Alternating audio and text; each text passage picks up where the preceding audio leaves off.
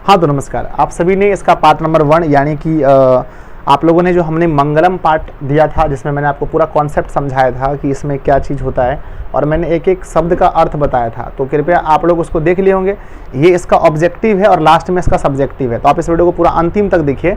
ये दोनों वीडियो देखने के बाद अगर आपने पहला वीडियो नहीं देखा है तो कृपया उसको पहले देख लीजिए, इसके नीचे लिंक दिए हैं, पहला देख लीजिए फिर ये दूसरा है, यानी कि हर चैप्टर का हम 2 वीडियो दे रहे हैं, ठीक है ना। तो आप उसको देखने के बाद फिर इसको देख लीजिए, आपका एक भी क्वेश्चन यहाँ गलत नहीं होगा। अगर आप उसको नहीं देखें तो फिर आपको गलत हो जाएगा, ठीक है। संस्कृत का पहला पार्ट मंगलम है। फर्स्ट क्वेश्चन को आप ध्यान में रखिए, पहला क्वेश्चन क्या लिखा गया पढ़िए। कहते हैं कि मंगलम पाठ कहाँ से संकलित है, यानी मंगलम पाठ कहाँ से लिया गया है। तो मैंने आपको उस वीडियो में बताया था कि मंगलम पाठ जो है ना उपनिषद से लिया गया है ना। अगला क्वेश्चन है कि महान से भी महान क्या है। देखिए मंगलम पाठ उपनिषद से क्यों लिया गया है, क्योंकि आपने देखा था कि उसमें 5 मंत्र था और वो 4 उपनिषद से था, सबके सारे है ना, तब तो वो हो गए ना उपनिषद से।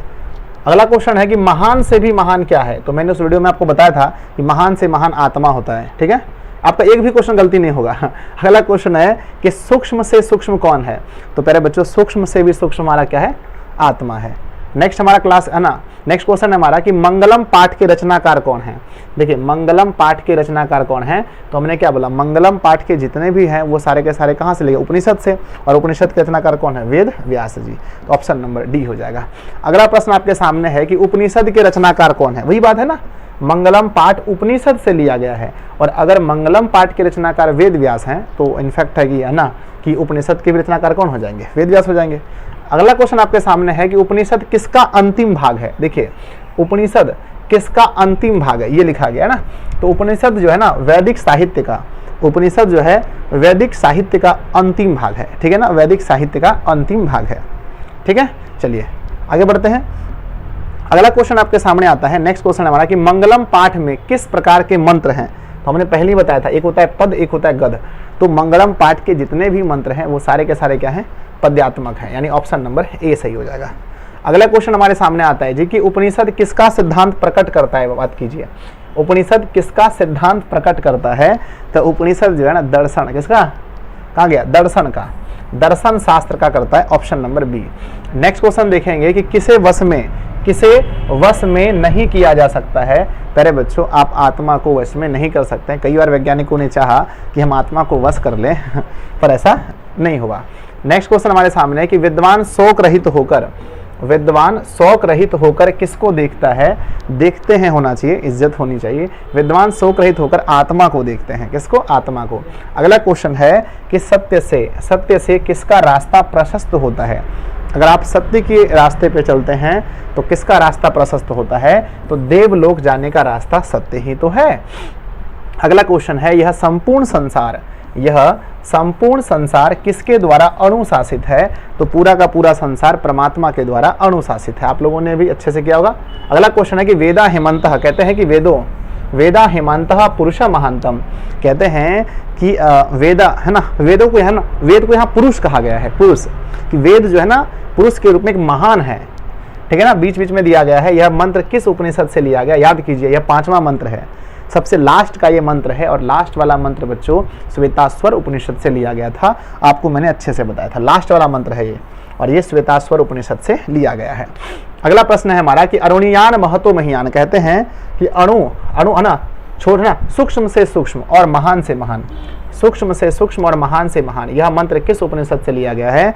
तो इसमें आत्मा के बारे में बोला गया, याद कीजिए आत्मा के बारे में बोला गया। सबसे पहला उपनिषद क्या था, सबसे पहला था है ना, सबसे पहला मंत्र था है ना हिरण्याण पात्रेण, है ना हिरण्याण पात्रेण, वही था ना। तो वो था सबसे पहला था है ना ईशावास्य उपनिषद से। और दूसरा किससे था, दूसरा था कंठोपनिषद से। तो प्यारे बच्चों ये जो है ना ये हमारा कंठोपनिषद से होगा, ऑप्शन नंबर बी, ठीक है। थोड़ा सा याद कीजिए जो हम आप लोग को पढ़ाए हैं। अगला आता है कि नदियाँ नाम और रूप को छोड़कर किस में मिलती हैं। तो नदियाँ जो है नाम और रूप को छोड़कर कहाँ मिलती हैं, समुद्र में मिल जाती हैं। और जो विद्वान होते हैं वो परमात्मा में मिल जाते हैं। देखो आप कभी भी ना टाइम वेस्ट मत कीजिए, हम अधिक से अधिक वीडियो अपलोड करेंगे ताकि हम बिहार टॉपर के रूप में देखना चाहते हैं, आपके गांव के टॉपर, आपके समाज के टॉपर, आपके स्कूल के टॉपर के रूप में देखना चाहते हैं, जो कि दिशा ऑन क्लासेस का बच्चा ही होगा, ऐसा मुझे पूरा भरोसा है। बस आप लोग मेहनत कीजिए, हम आपके लिए 100% देंगे। अगला क्वेश्चन हमारे सामने है कि किसकी विजय नहीं होती, याद रखना। अगर आपका क्वेश्चन ये होता है कि किसकी विजय होती है, तब बात है सत्य, किसकी नहीं होती, असत्य का। सॉरी बच्चों, अक्सर ऐसा हो रहा है, पता नहीं वोल्टेज इतना अप डाउन होता है ना, बहुत दिक्कत हो जाता है। ठीक है, आप लोग बिल्कुल बने रहिए, थोड़ी देर में ये ठीक हो जाएगा। और आप लोग मुझे कमेंट कीजिए यहाँ तक जो है ना आपका कितना क्वेश्चन सही हुआ, जो आप पढ़ रहे हैं यहाँ तक में आपका कितना क्वेश्चन सही हो गया। ठीक है ना, हमें उम्मीद है कि यहाँ तक में आपने अच्छा किया होगा सही। अब बोलोगे सर ऐसा क्यों हो रहा है, बंद क्यों हो जाता है? आजकल बच्चों हमने लोड ज़्यादा दे दिया, पहले ये वाला लोड अलग से था, आजकल हम लोड बहुत ज़्यादा दे दिए है ना, थोड़ा सा दिक्कत हो रहा है क्योंकि इसमें इंटरनेट वगैरह का भी सर्वर वगैरह सब जोड़ दिए हैं। खैर ये ठीक हो जाएगा। आप लोग बताइए पसंद आ रहा है नहीं आ रहा है? ऐसे अगर करके अगर हर चैप्टर कर लेंगे ना बच्चों ना तो ऑब्जेक्टिव गलत, ना तो सब्जेक्टिव गलत, व्याकरण भी करा देंगे, सब कुछ करा देंगे। ठीक है, बस आप लोग सब है ना सपोर्ट कीजिए। हमने जो आपसे कहा है कि बिहार की हर उस स्टूडेंट तक मेरी वीडियो पहुंचाइए जिससे है ना जो बच्चा मैट्रिक का हो और 10th क्लास का पढ़ता हो। आप लोग बस इतना काम कर दीजिए जिसमें कोई पैसा नहीं लगता, आपको बस शेयर करना है। कोई गलत वीडियो आप शेयर नहीं करते, कोई तुमको गाली देगा। अच्छी वीडियो शेयर कर रहे हैं आप, बस शेयर कीजिए, बाकी काम हम पर छोड़ दीजिए, हम सब कर देंगे। बस आप इस बार प्यारे बच्चों हर बच्चे के पास पहुंचाना है आपको।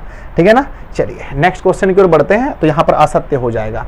अगला क्वेश्चन हमारा कि किनकी महिमा का गायन हुआ है। तो प्यारे बच्चों हमने बताया था ना किनकी महिमा का, परमात्मा की महिमा का गायन हुआ है। अगला क्वेश्चन है कि सबसे बड़ा खजाना क्या है। प्यारे बच्चों इस संसार में सबसे बड़ा अगर कोई खजाना है तो आपके अनुसार बताइए क्या है? वह सत्य है। सत्य ही है जो सबसे बड़ा खजाना है। अगला आता है ईश्वर क्या है। ईश्वर ही सत्य है, शिव ही सत्य है, शिव ही सुंदर है। आपने सुना होगा बच्चों, तो आंसर क्या होगा हमारा? सत्य। अगला हमारा क्या आता है कि है ना ईशावास्य उपनिषद यानी पहला उपनिषद, याद कीजिए ईश्वर पहला जो उपनिषद है वह ईश्वर है। कहते हैं ईशावास्य उपनिषद यानी कि ईश्वर। ईशावास्य उपनिषद में किसके विषय में कहा गया है? तो बच्चों पहले उपनिषद में सत्य के बारे में कहा गया है कि सत्य का मुंह जो है, सत्य का मुंह जो है वो हिरण्मय पात्रेण से ढका हुआ है। यस। अगला क्वेश्चन है हमारा कि कंठोपनिषद यानी दूसरा उपनिषद। कंठोपनिषद यानी कि दूसरा, याद कीजिए पहले के बाद दूसरा। अरोनियान महतो महियान। कंठोपनिषद यानी कि दूसरा में किसके बारे में बच्चों? तो कंठोपनिषद में किसके बारे में कहा गया है? परमात्मा, मोक्ष, धन, माया नहीं बच्चों। कंठोपनिषद तो दूसरा था ना, कंठोपनिषद में तो आत्मा के बारे में बोला था, नहीं दिया गया है तो चलो कोई दिक्कत नहीं है ना। कंठोपनिषद बच्चों एक बार बुक में देख लें क्या आत्मा के बारे में होना चाहिए था। चलो पढ़ के देखते हैं कहीं दूसरा भी निकल जाए। कहते हैं कंठोपनिषद में कि अरुणयान महतो में आत्मस्य है ना पश्यति है ना। चलो शौक रहित होकर देखते हैं। धन के आत्मा के बारे में बोला गया बच्चों। आत्मा यहाँ पर नहीं दिया गया ऑप्शन में, मेरे ख्याल से आत्मा होना चाहिए। नहीं है तो क्या करें हम, परमात्मा लगा दें क्या कहते हैं नहीं बच्चों है ना।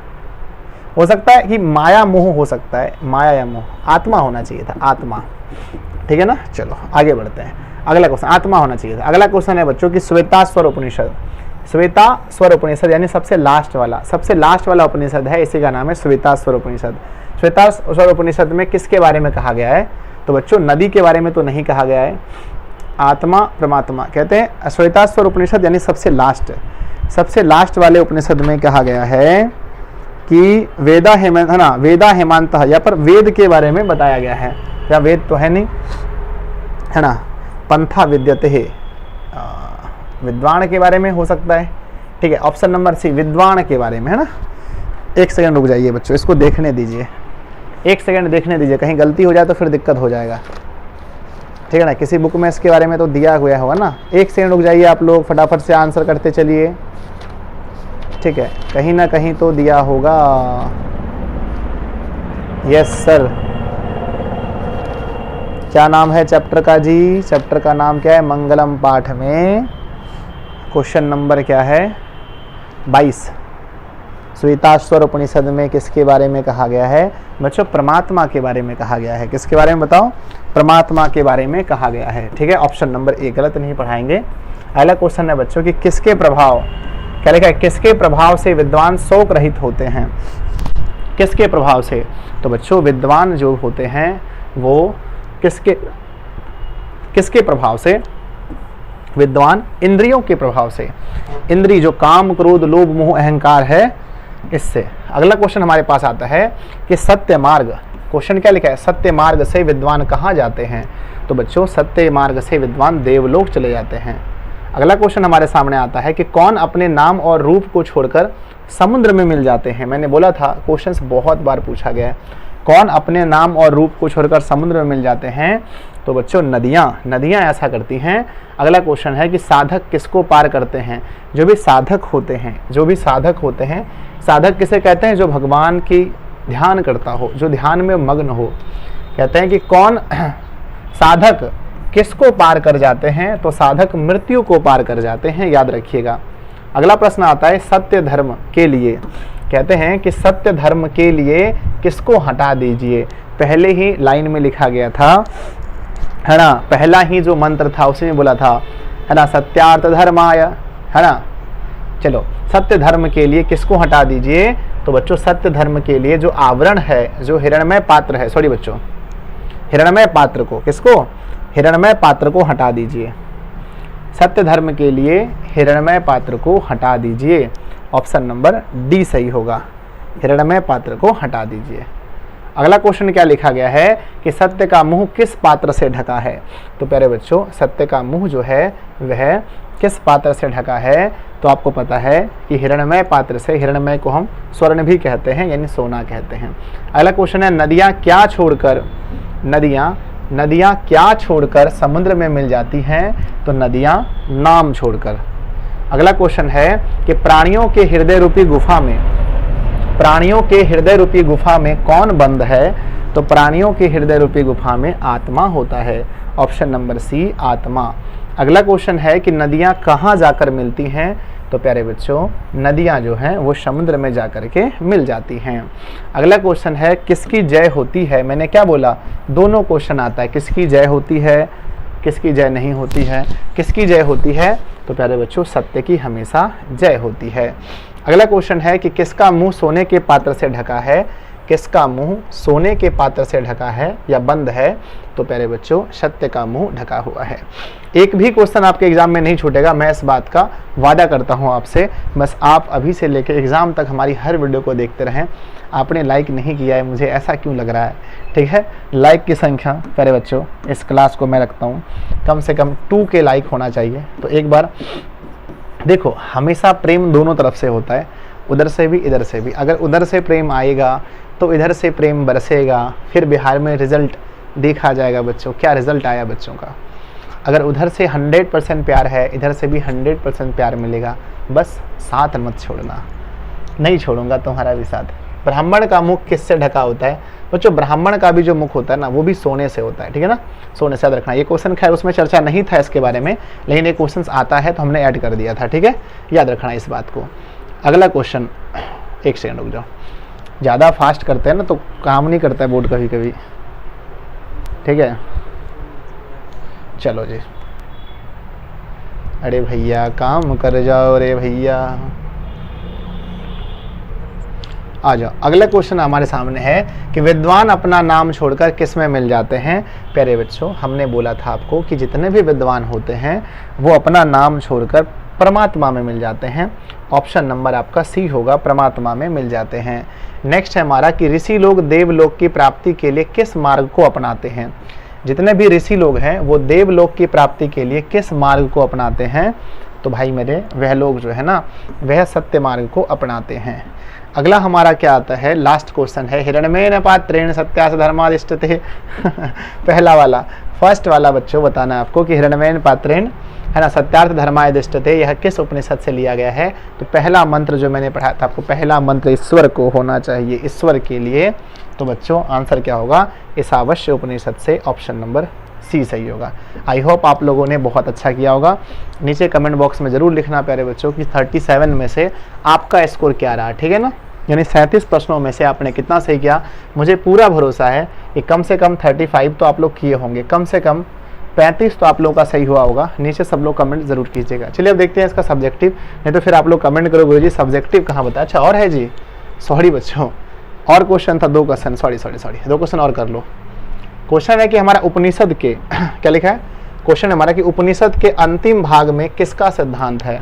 तो जो उपनिषद का अंतिम भाग है ना बच्चों, वहाँ पर दर्शन शास्त्र का सिद्धांत है। ठीक है। अगला क्वेश्चन आता है कि आदित्य का पर्यायवाची क्या होता है। इसका आंसर आप लोग कमेंट बॉक्स में लिखिएगा, कब, जब वीडियो अपलोड हो जाएगा उसके बाद जाके कमेंट कीजिएगा इसका आंसर क्या होगा। मुझे पता है 100% सबको पता है आदित्य का पर्यायवाची शब्द। आइए अब इसमें 3-4 देखो, 14 चैप्टर में से 8 क्वेश्चन आते हैं सब्जेक्टिव। कितने आते हैं जल्दी बोलो? 14 में से 8 आते हैं, ठीक है ना। हर चैप्टर से लगभग हम कह सकते हैं तो हर चैप्टर से एक आध क्वेश्चन आ जाते हैं लगभग आएंगे आपके 10-12 क्वेश्चन, बनाना 8 ही है। आइए कौन कौन से इस चैप्टर से आ सकते हैं, तो इस चैप्टर से आने वाले क्वेश्चन 5 हैं। सबसे पहला क्वेश्चन देखिए, मंगलम पाठ का वर्णन करें। ये क्वेश्चन एग्जाम में आता है सबसे ज़्यादा। क्वेश्चन क्या आता है कि मंगलम पाठ का वर्णन करें, क्वेश्चन लिखा रहता है। भाई साहब देखो, मंगलम पाठ के बारे में आपको पढ़ना है और वही चीज़ बताना है। कहते हैं कि मंगलम पाठ में कुल 5 मंत्र हैं, सही बात है कि नहीं? मंगलम पाठ के बारे में लिखने बोला है, क्या लिखेंगे सबसे पहले कि मंगलम पाठ जो हम लोग पढ़ रहे हैं उसमें 5 मंत्र हैं। एक लाइन हो गया।